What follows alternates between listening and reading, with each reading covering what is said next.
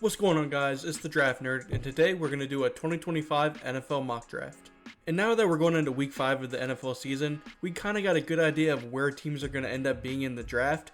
Now, obviously, this draft order is not set in stone, but we kind of got an idea of which teams are going to be bad this season, which teams are going to be good this season. So without further ado, let's get into it. Coming in at number 1, we got the Jacksonville Jaguars picking number 1 once again. I'm pretty sure it's like the third time in the past 3 or 4 years.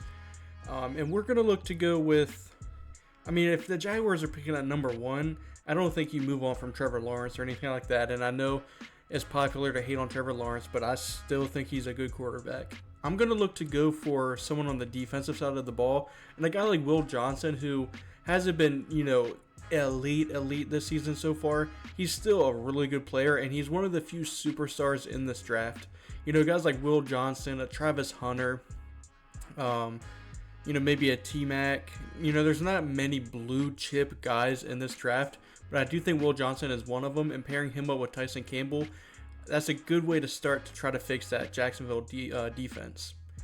Moving on to number 2, we got the Tennessee Titans, and they could be looking for quarterback here. Will Levis has, definitely been interesting so far this season, but in this draft, I don't necessarily know if this is the time you move on from Will Levis. I think you either try to get a bridge quarterback and, try to dip into that 2026 quarterback class. I just don't think the 2025 draft class, if you're picking at number 2, I don't think you take a quarterback here. I think you try to build up that. Offense by taking a guy like Travis Hunter, maybe. I know that he's listed as a cornerback here, and we don't really know which side of the ball he's going to play on. He could be a cornerback who has, a couple sub packages on the offense. Or he could be a full-time wide receiver, because they make more money in the NFL. We don't necessarily know. All I know is that Travis Hunter is a superstar, and no matter which side of the ball he plays, I think he's going to be really good, either at receiver or at cornerback.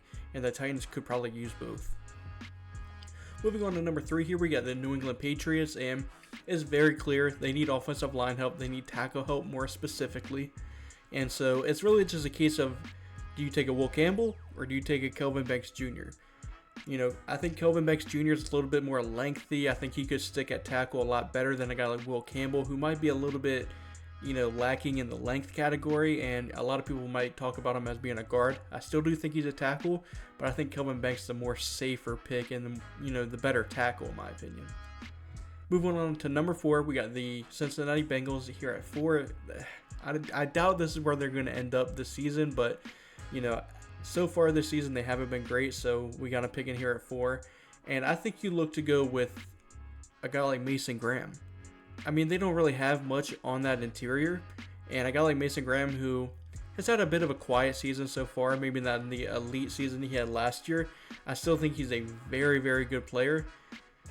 And getting a blue chip player like Mason Graham for the Bengals, that's a no-brainer in my opinion. Moving on to number 5, we got the Cleveland Browns, and again, Deshaun Watson, not been great, but the Browns really shot themselves in the foot by giving him that fully guaranteed contract. I don't necessarily know if this is the year you try to move on from it when you still got, I believe it's 2 or 3 years left of Deshaun Watson no matter what. So I think you try to hold out with Deshaun Watson one more year, and I think you look to get him, maybe some offensive line help, because that Browns offensive line has suddenly become pretty bad. They were one of the best offensive lines in the league for a few years, and they're just not that anymore. So you could look to get a offensive lineman, maybe a Will Campbell, maybe slide him over to right tackle, or you could play guard. I think Will Campbell could be a really good offensive lineman no matter where you put him. Moving on to number 6, we got the Carolina Panthers, and they got a lot of needs: quarterback, receiver, edge rusher, and linebacker. I do think this is where we could go quarterback. A lot of people are saying they might not have gave up on Bryce Young. I think they probably have, after they've seen how well Andy Dalton runs that offense. I think they really know that Bryce Young's not the answer. And with that being said, I think you do dip into this quarterback well. And although it's not the best quarterback group this year, I think guys like Jalen Milroe, Cam Ward have really played themselves into this first round category and even top 10 range. Shedeur Sanders as well. He just doesn't have the athletic traits as these other two guys. Carson Beck, I don't think he's in the conversation to be QB1 anymore. Garrett Nussmeier's been a pleasant surprise. I really think it's between these top 3 guys and Jalen Milroe, Cam Ward, and Shedeur Sanders. And if I'm the GM of the Panthers, I would want to take a home run swing. Shedeur Sanders might be a safe pick. He's going to be able to run an offense, but I don't necessarily know if you spend a top 6 pick on a Shedeur Sanders. I'm going to go with Cam Ward. Cam Ward's been playing very well, and he's got insane arm talent. He's got insane athletic abilities, but he just might not necessarily be a fully polished pocket passer as of right now. But that's something you can work on. An absolute cannon of an arm and athletic ability like Cam Ward, those things you can't work on. He's just born with those, God-given abilities. But moving on to number 7, we got the LA Rams, and I think they really need to go cornerback here. It sucks that the top 2 cornerbacks went 1 and 2 with Will Johnson and Travis Hunter. But I still think there's one more really solid cornerback in this class, and that's a Benjamin Morrison. He hasn't necessarily been lights out this season, and a lot of people are kind of souring on him, saying he's not a top 10 player. I still think he's a top 10 player, and I'm going to take him here at 7 for the Rams. Moving on to number 8, we got the Arizona Cardinals. And I was thinking about maybe going with a T-Mac or a Luther Burden to pair up alongside Marvin Harrison Jr. and Michael Wilson. And although that's very tempting, I think there's more pressing needs. And that's that defensive line and getting just pass rushers in general, whether that's on the interior or on the outside. And a guy like Kenneth Grant has been playing almost just as good as Mason Graham has. I'm not ready to say he's better than Mason Graham, but I still think he's a top 10 player on that defensive line. So we're going to go with Kenneth Grant, the athletic freak from Michigan. Coming in at number 9, we got the New York Giants, and I think this is another team where you just got to go quarterback. The Giants have a superstar at Malik Neighbors. They just need to get him a quarterback that can actually deliver him the ball, especially deep down the field, which is something Daniel Jones cannot do. And we're going to go with Jalen Milroe here. The best years of Brian Daboll was when he was the offensive coordinator for the Bills and having Josh Allen, that athletic freak with a big arm. And I think Brian Daboll, if he survives this, offseason, I really do think the Giants should keep that regime one more year. I mean, they haven't even gotten to choose their own quarterback yet. So hopefully Brian Daboll and Joe Shane are still the regime for New York, and if that is the case, I think they go Jalen Milroe, get a big arm athletic quarterback, and we can teach them the rest. Moving on to number 10, we got the Miami Dolphins, and they say they need quarterback. I think Tua will be back after his concussion, so we're not going to go quarterback here. We're going to look to go offensive line, because that offensive line is bad. And I know the Dolphins probably wouldn't go offensive line here if we're being super realistic. They just don't value offensive linemen for some reason. But I do, and I really think they need offensive linemen, and that's why we're going to go with Ariante Ursary. Moving on to 11, we got the Indianapolis Colts, and I had a hard time choosing who I was going to go here. I mean, they need a tight end, but do you take a Colston Loveland here at 11? No.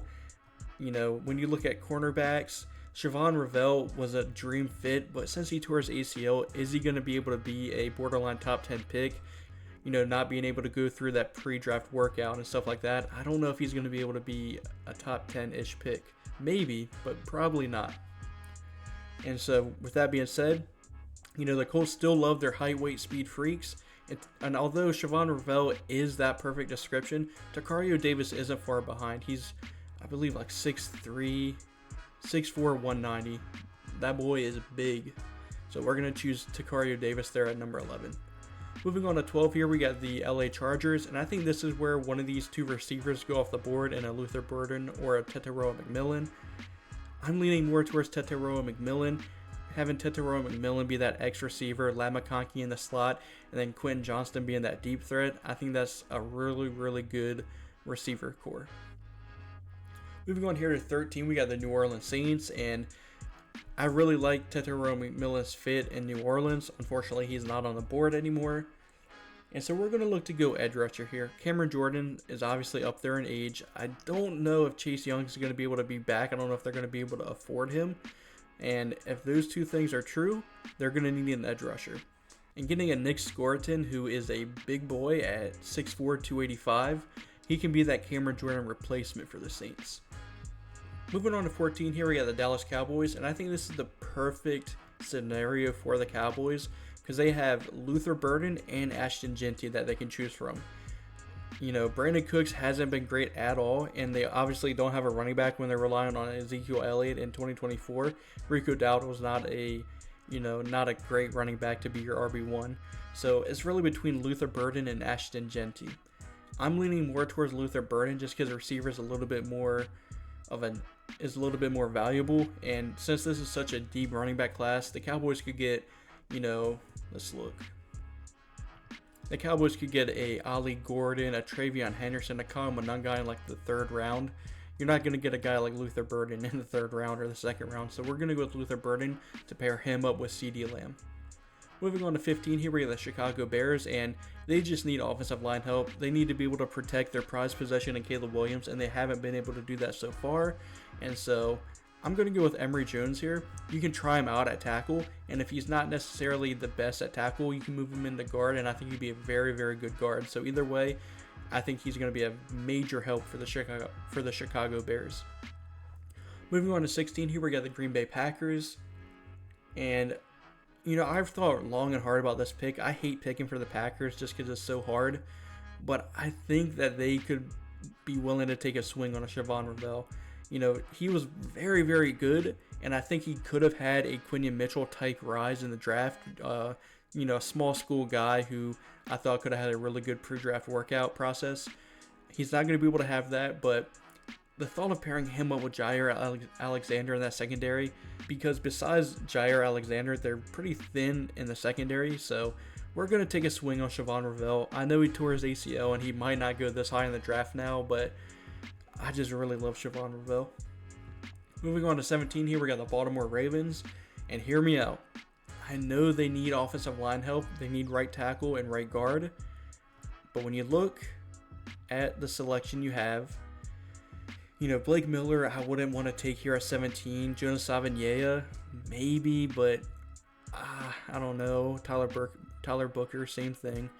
But when you got Ashton Jeanty staring you in the face, I know you got Derrick Henry, and although he's still the same Derrick Henry we know and love, eventually he's going to, start to slow down. He is up there in age.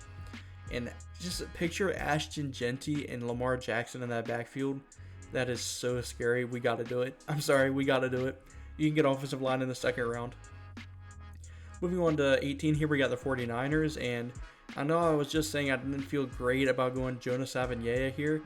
I think he's just such a 49er. And I wouldn't play him at tackle. I would kick him into guard.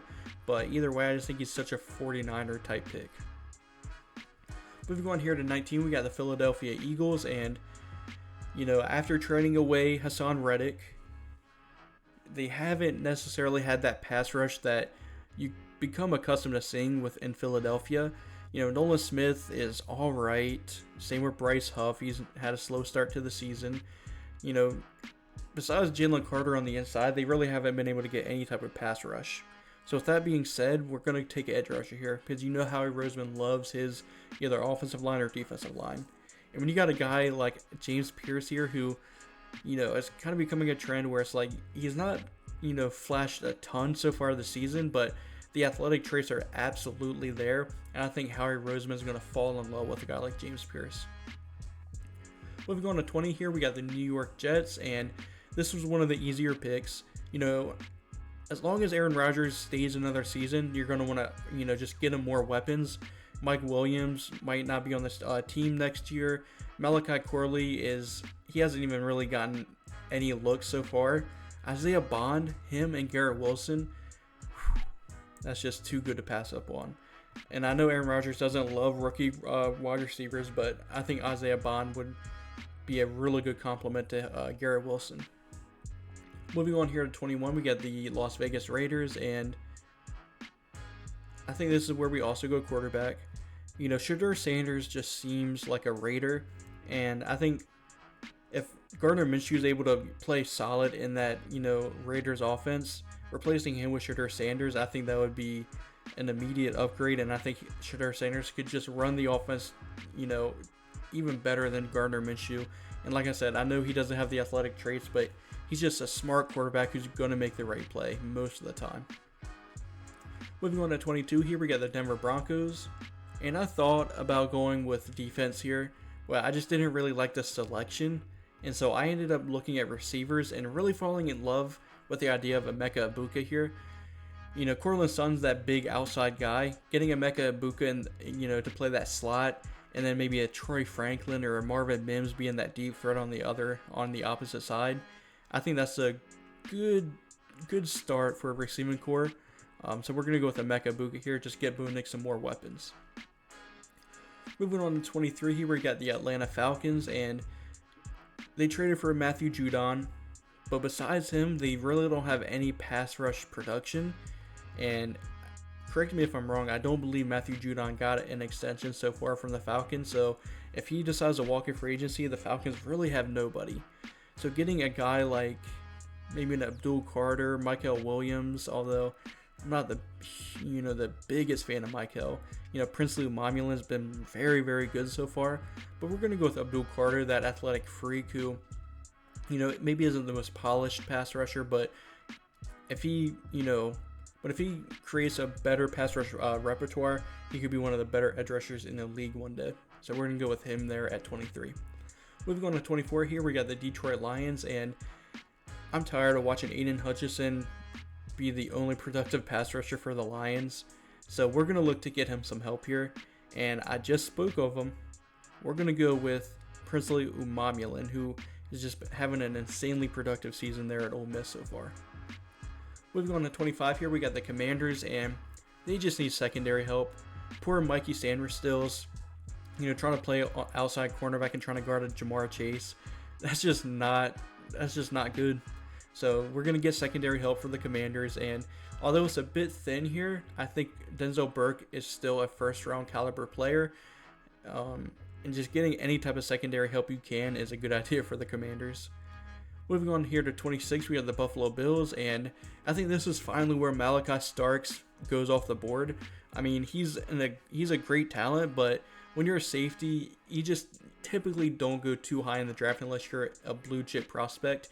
And I don't quite think Malachi is a blue chipper just yet. But he is going to go here to the Bills to replace DeMar Hamlin. Moving on to 27 here, we got the Pittsburgh Steelers. And I know Roman Wilson hasn't, I don't even know if he's played so far this season. I know he's been battling injury. But really, all they have is George Pickens. And when you look at these receivers, it's a little uninspiring, but for some reason they got him this far down. If you scroll down here, you see a Trey Harris. Trey Harris has been going insane for Ole Miss this year, and I had him as, I think, my 4th or 5th receiver in the draft, before the season even started. I'm a big fan of Trey Harris, and pairing him up with George Pickens and then Roman Wilson when he comes back, because Trey Harris has really good size at 6'3", 210, so he's able to play on the outside. Him, George Pickens, and then Roman Wilson on the inside, that's a really good receiving core. Moving into 28 here, we got the Tampa Bay Buccaneers, and I think you got to go edge rusher here. Now the question is, who do you go here? And I know I said that I'm not the biggest fan of Michael Williams. I mean, maybe Landon Jackson, Shamar Stewart. There's some good options here, but I think this is where we're going to go with Michael Williams. The Buccaneers just need some pass rush help. Moving on here to 29, we got the Houston Texans. And I was close to going running back here, maybe a Quinshon Judkins, but I think that's a luxury that they can't necessarily afford here. I think they got to go offensive line here and get a guy like Tyler Booker to play either side of the guards. Moving on to 30 here, we got the Seattle Seahawks. And right now they need a major upgrade at right tackle. Abraham Lucas might be that guy, but it doesn't seem like he seems to be a little bit too injury prone. And besides that, who they have on the other side of the tackle? Charles Cross is really good, but besides that, they don't really got much. So we are going to go with Blake Miller here. Moving on to 31 here, we got the Minnesota Vikings. And Harrison Smith is up there in age. And in that Brian Flores defense, I think you need a really good safety. And although Malachi Starks went off the board a few picks earlier, I think there's another first-round safety and a Kevin Winston Jr. who could be that replacement for Harrison Smith. And then moving on to the last pick of the draft, we got the Kansas City Chiefs. And, Colston Loveland is an enticing pick here. Travis Kelce has lost a step, it seems. But Deone Walker is also on the board here. And the thought of pairing him up with Chris Jones is just an amazing idea, in my opinion. I mean, he can be that big run stuff. He can be that big run stuffer at 6'6", 345. And he also has some pass rushing juice as well. I think his absolute ceiling could be a guy like Dexter Lawrence. He's got that build and that pass rush upside. Now, will he hit that potential? Most likely not. But I still think he could be that type of player for the Chiefs. So we're going to go with Deone Walker there at 32. And then that's the draft. Let me know what you guys think. Let me know if I missed on any picks. And as always, if you like the video, consider subscribing. And as always, I'm the Draft Nerd. Thanks for watching.